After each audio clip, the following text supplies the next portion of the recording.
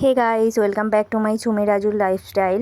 তো তোমরা সবাই কেমন আছো? আশা করি খুব ভালো আছো, আর আমরাও খুব ভালো আছি। দেখতেই পাচ্ছ আমি আর দিদি এখানে বেরিয়ে পড়েছি বাজার করতে একটুখানি। তো বাজারে গিয়ে কি কিনি না কিনি তোমাদের সাথে একটুখানি ভাবলাম যে শেয়ার করি।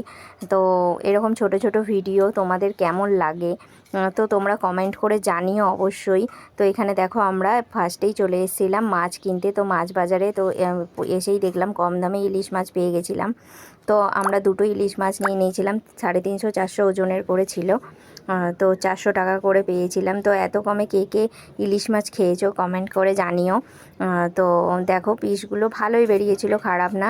আর দিদি রান্নাটাও করেছিল, রান্নাটার রেসিপিটা শেয়ার করতে পারলাম না, কিন্তু তোমাদেরকে দেখাবো যে কতটা সুন্দর হয়েছিল। তারপর চলে এসেছিলাম আমরা এখানে সবজি বাজার করতে। দিদি এখানে 2 আঁটি কলমি শাক নিয়ে নিয়েছিল, দুটো 5 টাকায়, মানে অনেক সস্তাতেই পেয়েছি সমস্ত কিছু। এখানে সব 30 টাকা কিলো সব সবজি বিক্রি হচ্ছিলো, সব সবজি মিলিয়ে তুলে নিয়েছি আমরা। তো তারপর আমরা সবজি টবজি কিনে এখানে আলু ফালু কিনে এখানে চলে এসেছিলাম। দেখো আনারস পেয়ে গেছিলাম, আনারসও খুব সস্তায় পেয়েছি।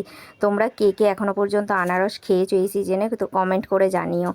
তো এখানে দেখো ইলিশ মাছগুলো, ও আনারসের কথাটা তো বলাই হলো না। আনারস হচ্ছে যে আমরা পেয়েছিলাম দুটো 50 টাকায়। এখনও কি এরকম সস্তায় কেউ পেয়েছো? আর খেতে এত মিষ্টি ছিল আনারসটা, মানে কি বলবো তোমাদেরকে।